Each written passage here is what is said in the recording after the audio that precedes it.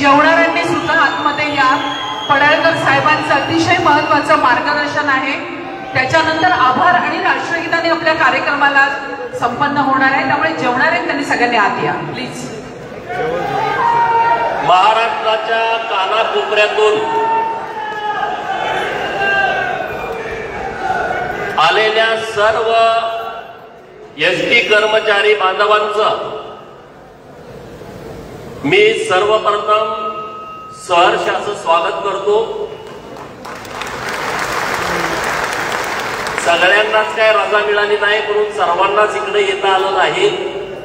शरीरानं एसटीत असणारे आणि मनानं नाशिकात असणाऱ्या त्याही सर्व कर्मचाऱ्यांचं मी मनापासून आभार व्यक्त करतो.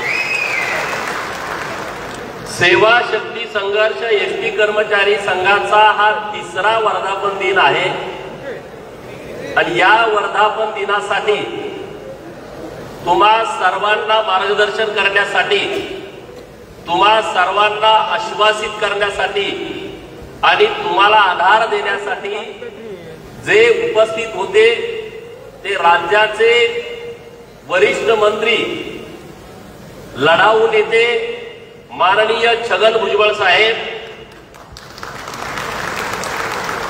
राज्याचे मुख्यमंत्री माननीय देवाभाऊ यांचे अत्यंत विश्वासू सहकारी आणि महाराष्ट्रातल्या कुठल्याही आंदोलनामध्ये जे नेहमी अग्रेसर असतात आणि काही ना काही मार्ग काढण्याची भूमिका घेतात ते मंत्री माननीय गिरीजी महाजन साहेब, व्यासपीठावरती उपस्थित आपल्या सर्वांचा बुलंद आवाज आणि ज्यांच्या नेतृत्वात आपण 2021ला आझाद मैदानावरती आंदोलन केलं आणि महाराष्ट्रातल्या एसटी कर्मचाऱ्यांचा संप यशस्वी केला ते माननीय माजी मंत्री आणि विद्यमान आमदार सदाभाऊ खोत.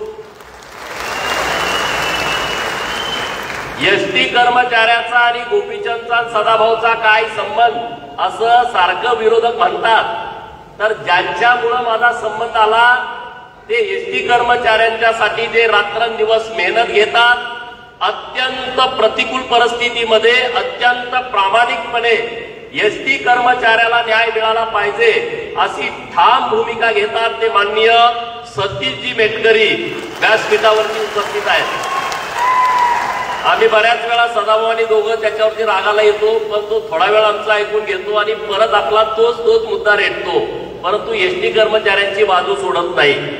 व्यासपीठावरती उपस्थित माननीय अनुप खैरनार, माननीय पद्मश्री राजे मॅडम, माननीय शरद गीते, माननीय राजाभाऊ पाटक, माननीय बाळकृष्णजी आव्हाड, माननीय श्री गौतम आहिरे, सुरेश सोनावणे, नंदाताई मथुरे, अनिताताई बागड, अंजलीताई जोशी आणि ज्यांनी हा कार्यक्रम यशस्वी करण्यासाठी अत्यंत मेहनत घेतली ते माननीय व्यंकटेश नानासाहेब मोरे जे भाजपाचे पदाधिकारी आहेत. व्यासपीठावरती उपस्थित माझे सगळे सहकारी आहेत. आमच्या देवयानी फरांदे मॅडम, आमदार ताई इथं उपस्थित होत्या, सीमाताई हिरेताई इथं उपस्थित होत्या, मौलीभाऊ वाळंदवर आहेत. एसटी कर्मचाऱ्यांच्यासाठी सातत्यानं ते भूमिका घेत असतात. उदय सामंत साहेब या कार्यक्रमाला आवर्जून येणार होते, परंतु एकनाथ शिंदे साहेबांचा दौरा रत्नागिरीला लागला, त्यामुळं त्यांना येता आलं नाही. आपल्या खात्याचे मंत्री माननीय प्रताप सरनाईक साहेब हे बाहेरच्या देशाला दौऱ्यात असल्यामुळं मी त्यांना भेटलो होतो. ते म्हणले माझं बाहेरच्या देशात मी निघालोय आणि माधुरीताई ज्या राज्यमंत्री आहेत त्यांना पुण्यामध्ये आज बैठक आहे, त्यामुळे त्या आज येऊ शकल्या नाहीत.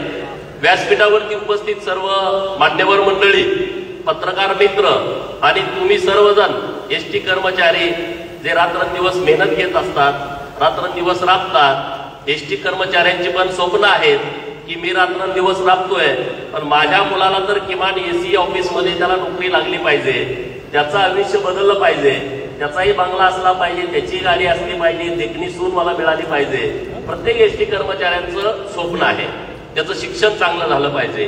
परंतु हे कधी होईल जेव्हा तुम्हाला तुमच्या घामाचं हक्काचं दाम तुम्हाला मिळालं पाहिजे, अशी तुमची सर्वांची भूमिका आहे आणि त्या भूमिकेच्या सोबत आम्ही आहोत. त्या भूमिकेच्या सोबत आम्ही आहोत. जेव्हा सतीश मेटकरी पहिल्यांदा माझ्याकडे आला की एसटी कर्मचाऱ्यांचे प्रश्न गंभीर आहेत आणि ज्या संघटना अनेक वर्षांपासून मान्यता प्राप्त असतील किंवा अन्य संघटना या एसटी कर्मचाऱ्यांची बाजू घेत नाहीत, त्या महामंडळाच्या बाजूने जात आहेत आणि आमची फसवणूक करतायत. 1, 2, 3, 4 दिवस नाही, किमान 6 महिने मी सतीश मेटकरी आणि त्यांच्या टीम कडून हा विषय समजून घेत होतो. आम्ही उठलो आणि आंदोलनात आलो असं अजिबात नाही. विरोधकांना वाटतं की आम्ही उठलोय आणि आंदोलनात येऊन बसलोय, असं अजिबात नाही.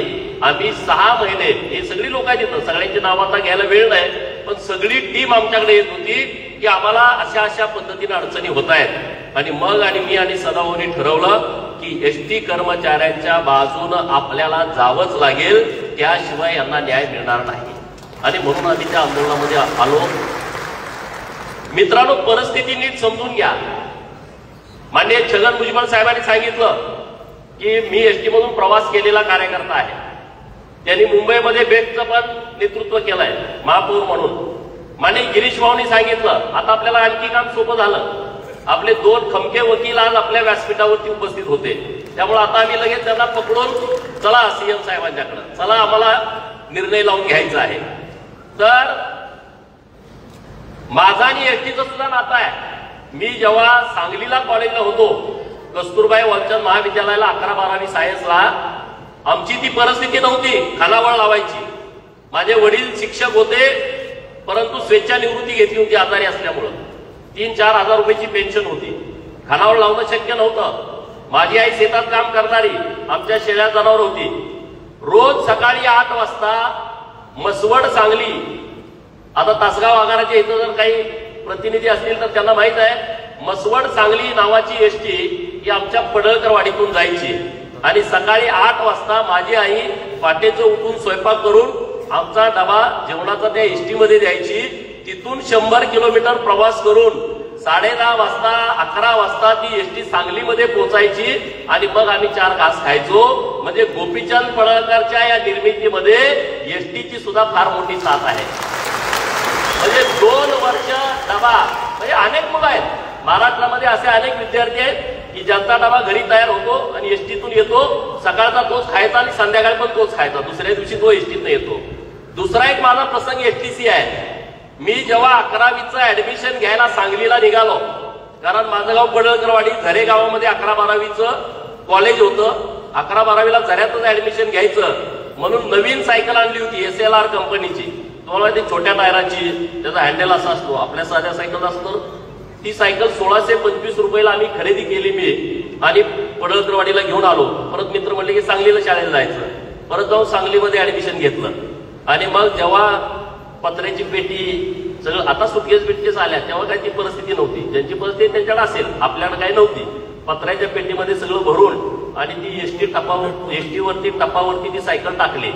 आणि मग नवीन सायकल हो, एकदम खट्ट. प्रत्येक जिथं कुठं एसटी उतरत तिथं उतरून शिडीवर चढून बघायचं आहे का. गाणंमध्ये उतरलो, खरसुंडीत उतरलो, भिवघाटवरती उतरलो की परत खानापूरला गाडी जायची, बंद पेड मार्गे तासगावला. खानापुरात उतरलो, परत एसटीच्या टपावरती चढलो, एसटीवरती सायकल आहे का, आहे. परत गाडीत बसलो, परत पेड मार्गे विजयनगर, पेड मार्गे गोटेवाडी मार्गे गेली तासगावमध्ये गाडी. तासगावमध्ये गाडी थांबली, तासगावमध्ये खाली उतरलो, परत टपावरती चढलो, सायकल नाही. अरे बापरे, परत खाली उतरलो, परत गाडीच्या पेट्या का बघितलं, तीच गाड्या का बनवून परत वर चढलो, सायकल नाही. परत उतरलो, पेटी खाली घेतली, उतरलो, त्या डेपो मॅनेजरकडे गेलो. अहो म्हटलं माझी सायकल पडळकरवाडीमध्ये मी एसटीच्या टपावरती ठेवली होती. तासगाव मध्ये आलो तर सायकल नाही, खानापुरात ती सायकल होती. अरे बापरे, ते म्हटलं सायकल पडली असेल. मग परत दुसरी एसटी पकडली, खानापूर पर्यंत एका डाव्या बाजून बघत गेलो, कुठं पडल्या का, नाही. परत दुसरी पकडली गाडी, खानापुरातलं तासगावला आलो, दुसऱ्या बाजूला सायकल पडल्या का, नाही. मग त्या दिवशी डेपो मॅनेजरकडे मी अर्ज लिहून दिला की माझी सायकल चोरीला गेलेली आहे. डेपो म्हणा माझा काही संबंध नाही, तुम्ही पोलीस स्टेशनला जावा. आणि मग मी तासगाव पोलीस स्टेशन मध्ये गेलो. 11वीच्या ऍडमिशनच्या वेळेस माझी सायकल चोरीला गेल्या, सायकल काही मला मिळाली नाही. परत दुसऱ्या वर्षी, कारण ती परिस्थिती नव्हती सायकल घ्यायची, 1 वर्ष तसंच राहिलो. माझ्या आईनं शेळ्याची करडं विकल्याच्या नंतर परत मला सायकलला पैसे पाठवून दिलं. माझे वडील आजारी होते, त्यांना सांगणं, अरे म्हटलं त्यांना धक्का बसेल म्हणून ती सांगितलं नाही. मग दुसऱ्या वर्षी 1675 रुपयाला, 50 रुपयाच्या सायकलची किंमत वाढली होती, 1675 रुपयाला ती सायकल घेतली. आणि एसटी वरनं सायकल चोरीला जात्या म्हणून मी सांगलीतनं परत एसटी वरती टपावरती टाकली नाही, स्वतः चालवत मी पडळकरवाडीला 100 किलोमीटर आलो. म्हणजे एसटीचा माझा संबंध तेव्हापासूनच आहे. आणि तुम्हाला माहित आहे गावामध्ये तुमचं ब्रीद वाक्यच आहे, हात दाखवा गाडी थांबवा, गाव तिथं एसटी, रस्ता तिथं एसटी. आणि तुम्ही सगळेजण अशा प्रतिकूल परिस्थितीमध्ये काम करताय, अशा प्रतिकूल परिस्थितीमध्ये. आता रस्ते वगैरे चांगले झाले, परंतु ती पूर्वी परिस्थिती नव्हती. नाहीतर आता तुम्ही आजही मी तुमच्याशी बोलत असताना एसटी कर्मचारी जेव्हा मुक्कामी गाडी घेऊन गावामध्ये जातो तिथं शौचालयाची सोय नसते. जेव्हा तो मुक्कामी जातो तो देवळामध्ये झोपतो. परिस्थिती आहे, आजची पण ही परिस्थिती आहे.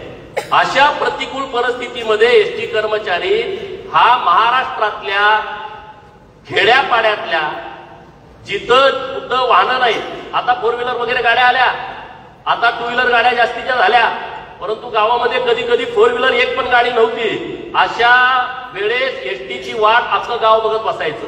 आम्ही जेव्हा शाळेत होतो, आमच्या पडळकरवाडीच्या शाळेच्या समोरच एसटीचा स्टॉप आहे, तिकडं चढावर गाडी दिसली, सगळी एसटी आली, एसटी आली, एसटी आली, सगळी पोरं एसटीच्या कडे. त्याचं काय काम नाही, कोण आलंय, कोण उतरतंय, कोण चढतंय.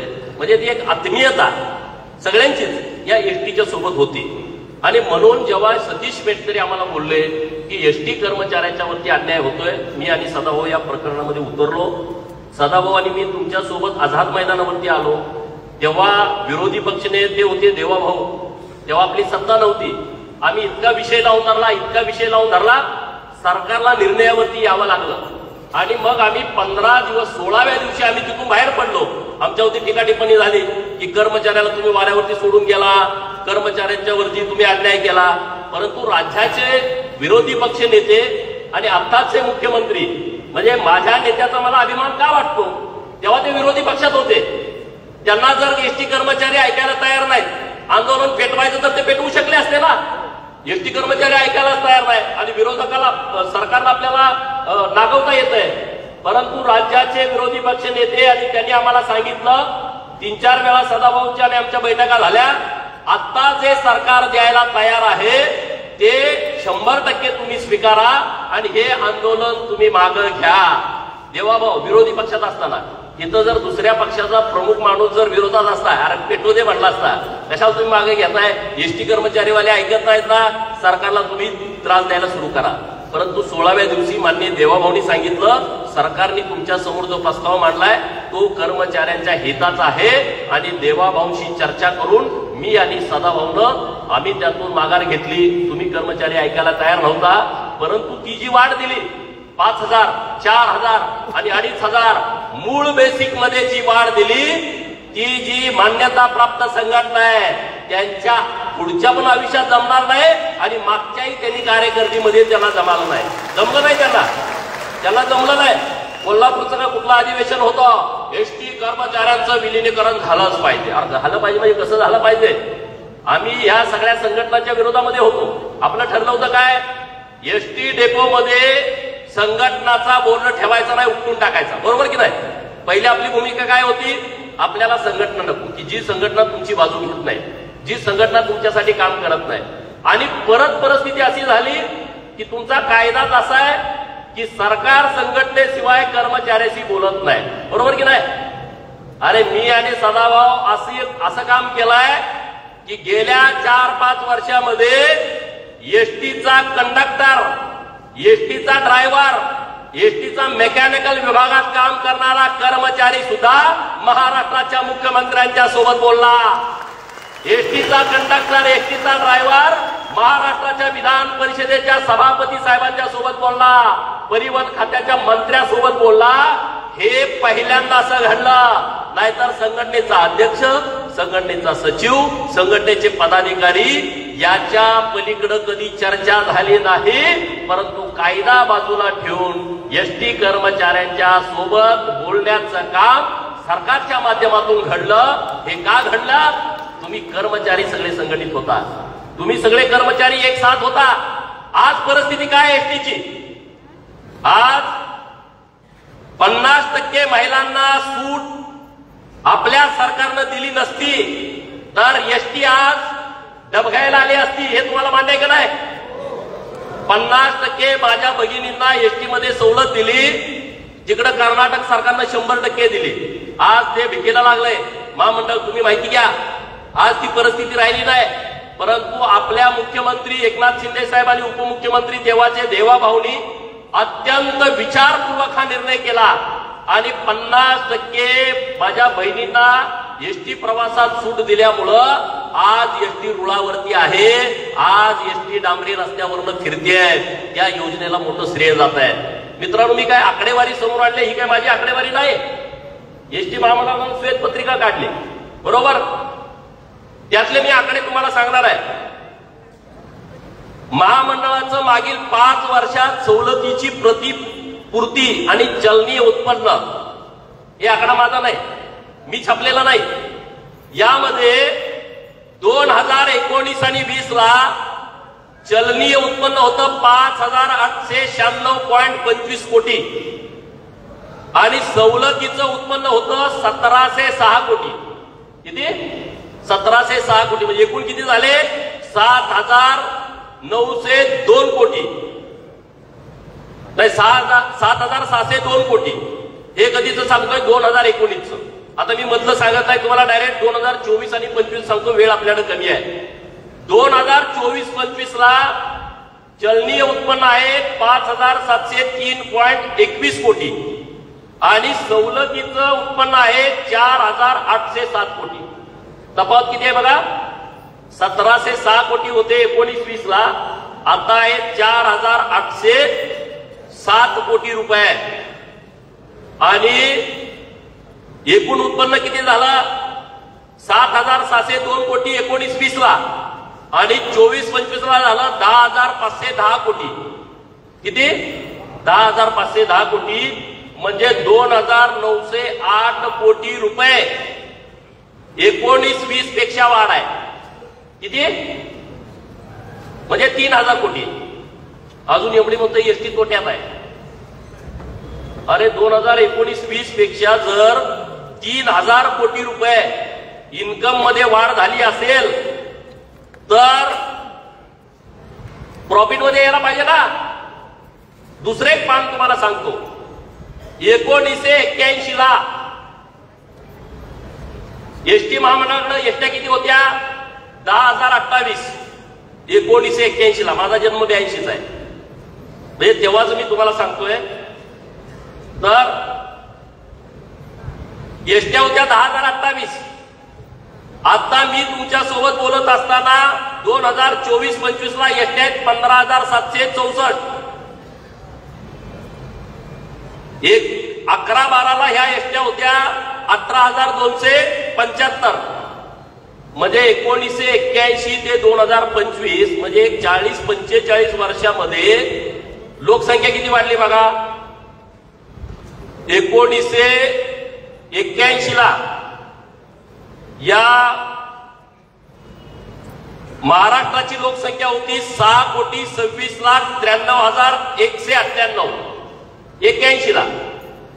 आता 2011च्या जनगणनेनुसार, आता 21 ला जनगणना झाली नाही कोरोनामुळं, लोकसंख्या होती 11,23,74,333. आता ती ढोबळमानानं केली तर 14 कोटीपर्यंत लोकसंख्या आहे महाराष्ट्राची. म्हणजे 6 कोटी कुठं आणि 14 कोटी कुठं?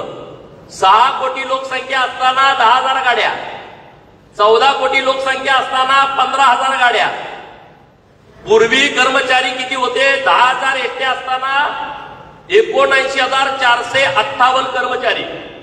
आणि आता 14 कोटी लोकसंख्या महाराष्ट्राची असताना कर्मचारी किती आहेत? 86,317 कर्मचारी. म्हणजे वाढले किती? 7,79,000 आणि वाढले किती? 86,000. म्हणजे वाढले किती? नुसते 7,000 कर्मचारी. दुप्पट लोकसंख्या वाढल्यानंतर एसटीची संख्या किती वाढायला पाहिजे होती? ती वाढलीच नाही. हा त्यातला फरक आहे. 1981 ला 127 कोटी प्रवाशाची वाहतूक केली होती. मी सांगत नाही, तुमची श्वेतपत्रिका सांगते. 127 कोटीची वाहतूक केली 81 ला आणि 2024 ला केली 213 कोटी प्रवाशांची वाहतूक. म्हणजे 81 आणि 24 मध्ये 86 कोटी प्रवाशाची वाहतूक वाढलेली आहे. तरी सुद्धा एसटी महामंडळाच्या माध्यमातून ज्या एसट्या महामंडळांना देणं अपेक्षित आहे त्या प्रमाणामध्ये एसट्या मिळत नाही. आणि म्हणून आजच्या आपल्या मेळाव्यातून राज्याचे मुख्यमंत्री महोदयांना अभिनंदन पण आपण करू. 1800 एसट्या नवीन त्यांनी महाराष्ट्रातल्या एसटी डेपोना दिल्या, त्याबद्दल माननीय मुख्यमंत्री महोदयांचं जोरदार टाळ्या वाजवून तुम्ही अभिनंदन करा. 800 एसट्या येणार आहेत. परिवहन खात्याचे मंत्री महोदयांनी सांगितलं की 800 एसट्या येणार आहेत. परंतु तेवढ्यात मेळ बसतोय का? तेवढ्यात मेळ बसत नाही ना. तुम्ही एसट्या वाढवल्या पाहिजेत, तुम्ही कर्मचारी वाढवले पाहिजेत, तर गाव तिथं एसटी, रस्ता तिथं एसटी, हात दाखवान गाडी थांबवा, हात दाखवायचा कुणाला? एसट्या जर एवढं प्रमाण कमी झालं असेल तर त्यांना हात दाखवायचा कुणाला? हे सगळं महत्वाचे विषय आहे.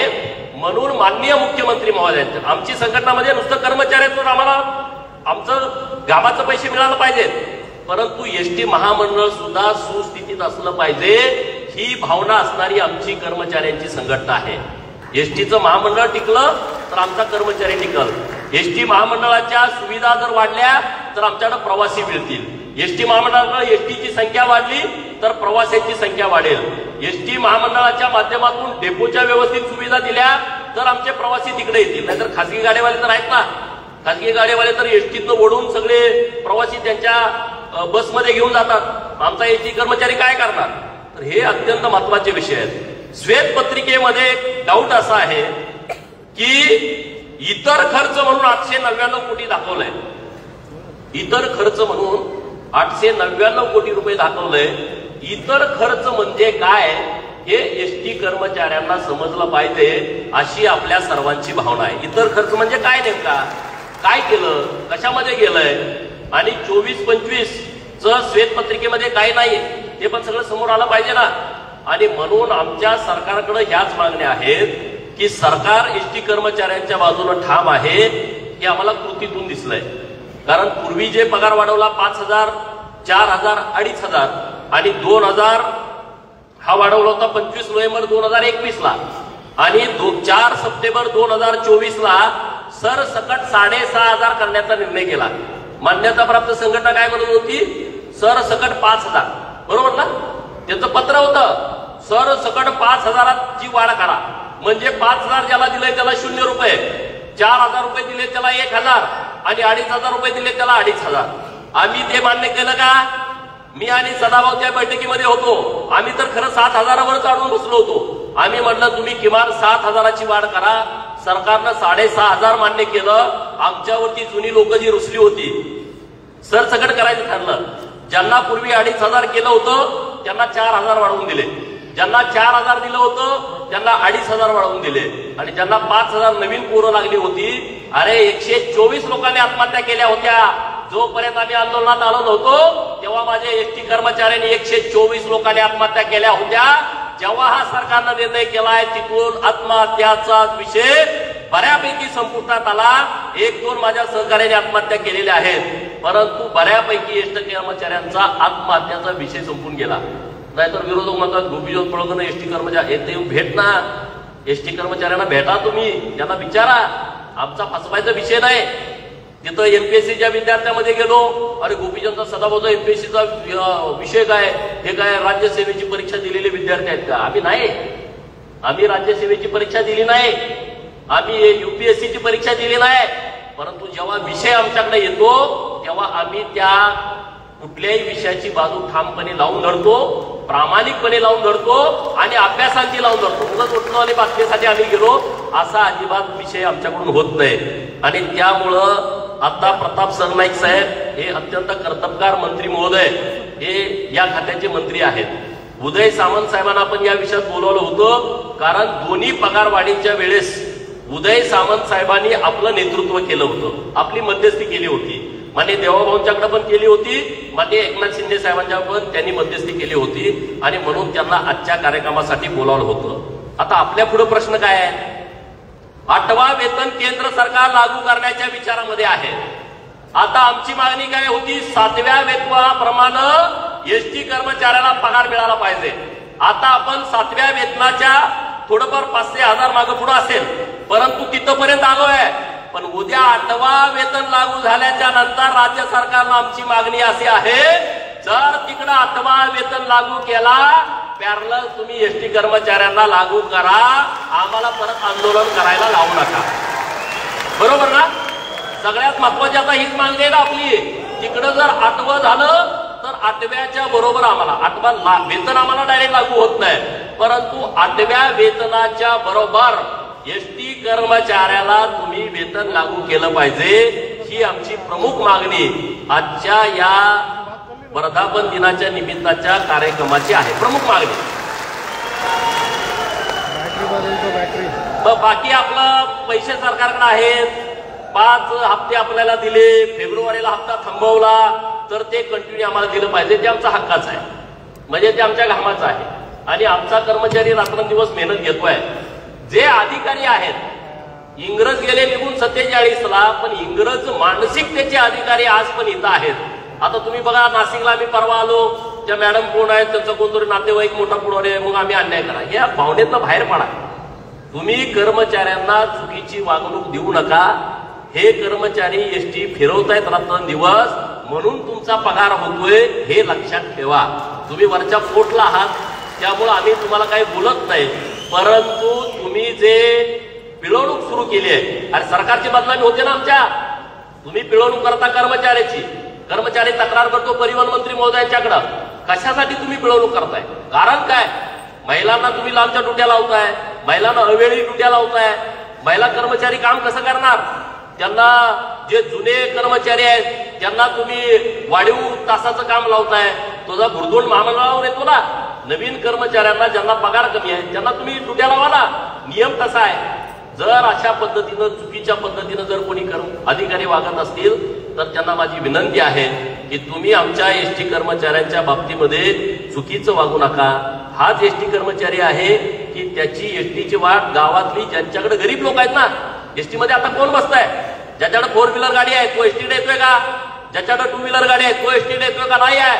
आदिवासी पाड्यातला, बंजारी तांड्यातला, धनगर वाड्यातला, गाव गाड्यातला, 18 पगड जातीतला, 12 बलुतेदार, मागासवर्गीय, ज्याची परिस्थिती नाही, शेतकरी, कष्टकरी, शाळेमध्ये जाणारी मुलं, शाळेमध्ये जाणाऱ्या मुली, यांची एसटी वरती सगळी 20 अवलंबून आहे। आणि त्या एसटी कर्मचारी जर तुम्ही समाधानी ठेवला, त्याला जर सुखी ठेवला, तर हेच एसटी कर्मचारी महाराष्ट्रामध्ये सगळ्या लोकांना व्यवस्थितपणे न्याय देतील आणि सरकार तर तुमच्या बाजूने ठाम आहे। तुम्हाला माहित आहे हे निर्णय घेणं एवढं सोपं नाही। मी आता सतीश मेटकरींना विचारलं की जेव्हा मागं मान्यता प्राप्त संघटना होती तेव्हा तुमच्या पगारात वाढ किती व्हायची? त्यांनी मला एक उदाहरण सांगितलं की ते वाढ करायचे 100ची, 200, 500, 800च्या वर कधी वाढ गेली नाही। एकदा रावते साहेबांनी 2.57% तुमच्या मूळ बेसिक मध्ये वाढ केली, परंतु 137% महागाई गोठवून टाकली। हे तुम्ही सांगितलेले हे विषय आहेत आणि म्हणून हे पहिल्यांदा घडतंय, पहिल्यांदा असं होत आहे का? असं झालं की तुम्ही संघटित झाला आणि ज्या मूळ संघटना आहेत त्या संघटनेच्या विरोधामध्ये जाण्याची भूमिका तुम्ही घेतली, त्यामुळे हे घडलंय। मी आणि सदाव तर आमचं कामच आहे, आमच्याकडे जेवढे विषय येतात त्या विषयामध्ये आम्ही त्यांच्या बाजूने ठामपणे उभं राहतो, परंतु तुम्ही संघटित झाला। आता माझी विनंती अशी आहे की ही जी संघटना आहे ही संघटना वाढली पाहिजे। यातून एसटी कर्मचाऱ्यांना जे आपल्या विरोधात आहेत त्यांना पण न्याय मिळतोय ना, सगळेच आपल्या बाजूला येतील अशी परिस्थिती नाही, परंतु जे आमच्या विरोधात आहेत त्यांना सुद्धा पगारवाढ करायची जबाबदारी ही तुमच्यावरती येऊन पडलेली आहे। त्यामुळे तुम्ही सगळे संघटित व्हा, तुम्ही सगळे एकत्रित या। आता बँकेत काय झालं तुम्ही बघितलं, बँकेमध्ये किती तर ठेवी काढून घेतल्या, आम्ही पेपरमधून वाचतो, टीव्हीवरती आम्ही बघतो बँकेची काय परिस्थिती झाली। आज एक विश्वासाची बँक म्हणून एसटी कर्मचाऱ्यांच्या बँकेकडे बघितलं जात होतं, आता ती परिस्थिती राहिली का? आता तुम्हाला कर्ज मिळत नाही, आता तुम्हाला कर्ज मागायला गेलं तर अगोदर तुम्हाला मागेल तेव्हा कर्ज मिळत होतं, आता ती परिस्थिती नाही. किंवा जिल्ह्याच्या विभागाच्या काही बँका आहेत तिथं सुद्धा तुम्ही लक्ष देण्याची आवश्यकता आहे. कारण सहकारमध्ये सुद्धा चांगली मदत एसटी कर्मचाऱ्यांना होऊ शकते अशी परिस्थिती आजच्या सरकारची नाही. त्यासाठी तुम्ही चांगली लोक त्या एसटी बँकांच्या मध्ये सुद्धा गेलं पाहिजे. आजच्या या मेळाव्याच्या निमित्तानं मी तुम्हाला एवढाच शब्द देतो, मी आणि सदाभाऊ आम्ही दोघं तुमच्या सोबत कायमस्वरूपी आहे, तुमची बाजू लावून धरण्यासाठी आहे. राज्याचे मुख्यमंत्री अत्यंत संवेदनशील आहेत आणि गावगाड्यातल्या लोकांच्या प्रश्नावरती त्यांचं बारकाईनं लक्ष आहे आणि ते नेहमी सगळ्या लोकांना न्याय देण्याची भूमिका हे राज्याचे मुख्यमंत्री माननीय देवाभाऊ घेतात.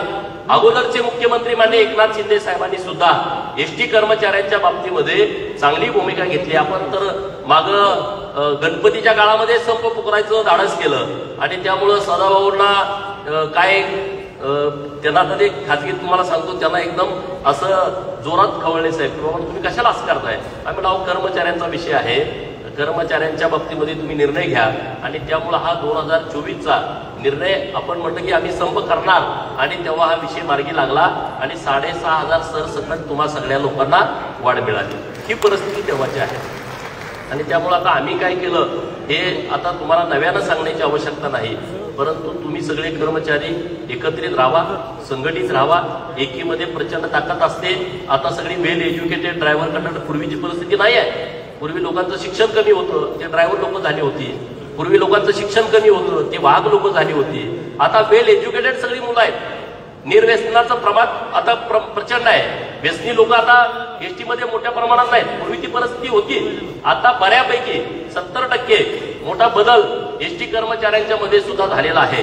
आणि त्यामुळं गिरीश भाऊंनी जशा पद्धतीनं सांगितलं 2-4 दिवसात होणार नाही, पण पुढच्या 8-15 दिवसामध्ये राज्याच्या मुख्यमंत्री महोदयांच्या सोबत एक एसटी कर्मचाऱ्यांच्या प्रश्नावरती आपण बैठक लावू आणि तुमचे सगळे विषय माननीय देवाभाऊंच्या कानावरती घालू, माननीय परिवहन मंत्री माननीय सरनाईक साहेबांच्या कानावरती घालू, राज्यमंत्री माननीय आपल्या माधुरीताई आहेत पुण्याच्या, त्यांच्या कानावरती घालू आणि तुमच्या प्रश्नाची सोडवणूक 100% करण्याच्या दृष्टिकोनातून आम्ही प्रामाणिकपणे प्रयत्न करू. त्याबद्दल तुम्ही अजिबात चिंता करू नका, अजिबात काळजी करू नका. महाराष्ट्राच्या कानाकोपऱ्यातून तुम्ही आलाय, जाताना व्यवस्थितपणे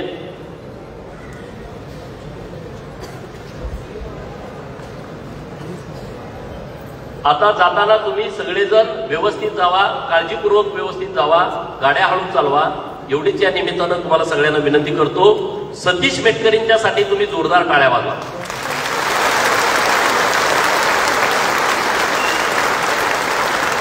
अत्यंत प्रामाणिक आहे माणूस, त्याची परिस्थिती पण नाही, पण तो इतका चिकाटीचा आहे. आता ते सपकाळ साहेब खवळले तिथं त्यांना काहीतरी बोलायचं होतं पण त्यांना बोलवू दिलं नाही. हे टीम जी आहे नाही अत्यंत प्रामाणिक आहे. 2-3 वेळा त्यांनी तर आम्हाला असं तोंडावर पाडलं सदाभाऊ मला, सरकारबरोबर आम्ही बोलणी करायचं, हा ठीक आहे कर्मचारी आमच्या बाजूने, हे तिथं मिळूच तरच बोलायचे, हा आम्ही तुमच्या बाजूला आहे, बाहेर आले का आमच्या विरोधात बोलायचे. आम्ही म्हटलं ठीक आहे ते कर्मचाऱ्यांच्या बाजूने आहेत. हे जे अत्यंत प्रामाणिकपणे अभ्यासानं, अरे त्या तुमच्या अधिकाऱ्यांना पण मटेरियल नाही. जेव्हा पगार वाढ करायची होती ना, अधिकाऱ्यांना विशेष नव्हता. IAS लेव्हलचे अधिकारी त्यांच्याकडे कसा वाढायचा, किती वाढणार, सरकारवरती किती बोजा पडणार. आम्ही जे प्रपोजल घेऊन गेलो, मुख्यमंत्री म्हणले अरे तुम्ही काय करताय, तुमच्याकडे काहीच नाही. हे तरी संघटनावाले सगळे द्यायला लागले. हे संघटनामध्ये काम करणारी आपली जी टीम आहे ना, अत्यंत अभ्यासूपणे जो प्रस्ताव दिला तोच मान्य झाला. दुसरं तिसरं त्यामध्ये काहीच करायला लागलं नाही. इतकं काटेकोरपणे अभ्यास करून सरकारकडे प्रस्ताव देणारी टीम आहे, सरकारकडे. नाहीतर ते IAS लोकांचं काम आहे. आम्ही काय, मी सदाभाऊ 7वी शिकलेलं गाडी आहे, मी 12वी शिकलोय. परंतु जेव्हा आम्ही हा विषय पुढे मांडला तेव्हा मुख्यमंत्री महोदय म्हटले अरे कुठून कसं आणलं. हे म्हणजे आमच्याकडे एकदम वकिलासारखं जायचं सगळं, एवढा बारकाव्यानं अभ्यास करतायत. तर ही टीम जी मिळाली आहे एसटी कर्मचाऱ्यांना, त्यांना जपा. ना यांच्याकडे इनोवा गाडी आहे, ना यांच्याकडे बंगला आहे, ना यांच्या नावावर संघटनेची कुठली प्रॉपर्टी आहे. परंतु हे जे प्रामाणिकपणे एसटी कर्मचाऱ्यांच्यासाठी लढतायत त्यामुळं ही तुमची पगारवाढ झालेली आहे. सरकार, सदाभाऊ खोत आणि मी फक्त यातलं निमित्त आहे. ही जी टीम काम करते आहे त्या टीमच्या अभ्यासपूर्ण कामाला मिळालेलं हे यश आहे. एवढंच मी तुम्हाला सांगतो. आणि या सगळ्या लोकांच्या पाठीमागं प्रामाणिकपणे राहावा. त्यांचा हेतू एसटी कर्मचाऱ्यांच्यासाठी प्रामाणिक आहे. आता ते 11 कर्मचारी तिकडे गेले बघा आंदोलन करायला. तिकडे कुठं मलबार हिलकडे कुणाचं तर घर आहे की कुणाच आहे घर तिकडं. आता ते आम्हाला ज्ञान पाजवत आहेत. परवा असं झालं तसं झालं. अरे ते एसटी कर्मचाऱ्यांच्या वरती केस आहे ती मागं काढून घ्या ना. एसटी कर्मचारी जेलमध्ये गेले होते. या एसटी कर्मचाऱ्यांच्या वरती जे केस दाखल केलेले आहे ती केस मागं काढून घेण्यात यावी. कोण फिर्यादी आहे मला माहित नाही. सरकारचा फिर्यादी असेल सरकारनं काढून घ्यावी. पुढाऱ्यांचा फिर्यादी असेल पुढाऱ्यांनी त्यांना सांगावं आणि ती केस काढून घ्यावी आणि त्या कर्मचाऱ्यांना न्याय द्यावा. एवढीच मागणी आपल्या माध्यमातून सरकारकडे करतो. आणि तुम्ही इतक्या मोठ्या संख्येनं सारखं म्हणायचं तुम्ही आपल्याला मेळावा घ्यायचा आहे मेळावा घ्यायचा आहे मेळावा घ्यायचा आहे. नाशिककरांचं खरं तर कौतुक केलं पाहिजे. हे जे आपले सहकारी आहेत व्यंकटेश मोरे त्यांच्यासाठी एकदा टाळ्या वाजवा. ते काही एसटी कर्मचारी नाहीत. ते भारतीय जनता पार्टीचे पदाधिकारी आहेत. परंतु रात्रंदिवस मेहनत घेऊन नाशिकचा हा मेळावा यशस्वी करण्यासाठी त्यांनी प्रयत्न केलेला आहे. आणि त्यामुळं त्यांचं मी मनापासून आभार व्यक्त करतो. नाशिकच्या टीमचं मी मनापासून आभार व्यक्त करतो. हे अनुप खैरनार असतील बाकीची सगळी त्यांची टीम असेल. मागं पण आम्ही आलो होतो तिथं आपल्या डेपोमध्ये गेलो होतो. तर या टीमनं सुद्धा त्यांची इच्छा होती की नाशिकलाच कार्यक्रम घ्या नाशिकलाच कार्यक्रम घ्या. हा वर्धापन दिन नाशिकला घेण्यापाठीमागं ह्या परिसरातले जेवढे कर्मचारी आहेत ज्यांचं मी मनापासून आभार व्यक्त करतो. आणि चिंता करण्याचं अजिबात कारण नाही. आम्ही दोघं सदाभाऊ मी तुमच्या आणि फुकट आहे हो तुम्हाला काय नाही. आम्ही पूर्ण वेळ तुमच्यासाठी काम करणारे कार्यकर्ते आहोत. आणि तुम्हाला सन्मान मिळेल तुमचा आर्थिक स्तर वाढेल सामाजिक उंची वाढेल. यासाठी जे काही करावं लागेल उद्या वाटलं सरकारबरोबर संघर्ष करायची जरी वेळ आली मी आणि सदाभाऊ तुमच्या सोबत आहे. मी आणि सदाभाऊ तुमच्या सोबत आहे. पण सरकार संघर्षाची वेळ येऊन येणार नाही. चिंता करू नका. नाही तुम्हाला आंदोलन करायची गरजच पडणार नाही. कारण जेवढे निर्णय मी देवाभाऊनी घेतलेले बघितलेत ते संघर्षाविना घेतलेले निर्णय आहेत. आणि त्यामुळं अत्यंत संवेदनशील मुख्यमंत्री महाराष्ट्राच्या खुर्चीवरती असल्यामुळं महाराष्ट्रातल्या एसटी कर्मचाऱ्यांचं कल्याण झाल्याशिवाय राहणार नाही. एवढंच वाक्य या निमित्तानं बोलतो आणि थांबतो. जय हिंद जय महाराष्ट्र.